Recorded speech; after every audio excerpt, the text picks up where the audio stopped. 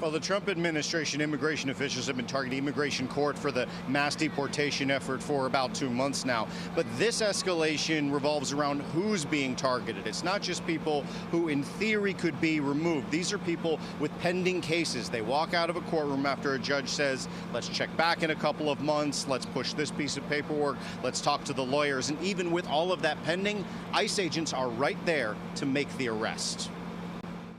She asked, where is my father? Where is my daddy? 6-year-old Soya stood with her mother, who was holding back tears just minutes after leaving immigration court. The family from Honduras says they came to court to continue their asylum claim after legally being allowed to enter the country.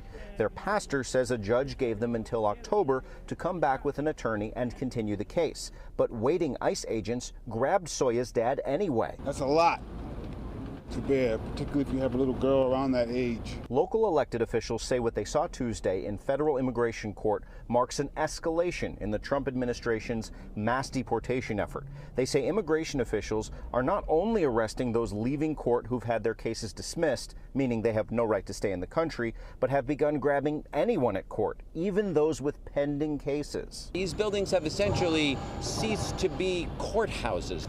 These buildings are essentially abduction traps. Congressman Dan Goldman represents Lower Manhattan and met with Soya's family outside of court. He says this is now happening to dozens of families each day in New York City.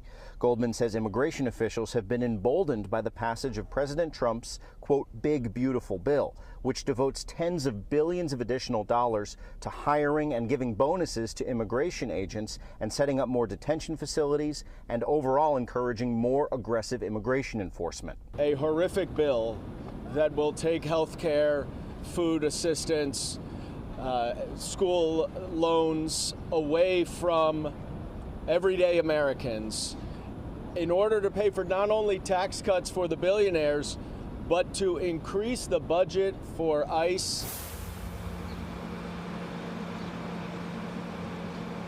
And during a cabinet meeting today, President Trump continues to cast the mass deportation effort as targeting criminals and the worst of the worst, despite what we have seen even today with our very own eyes. And he says he is working on some sort of work program to allow undocumented people, particularly on farms and in the service industry, to stay, but no additional details on that. Live in Lower Manhattan, Henry Rossoff, Pix 11 News. All right, thank you, Henry.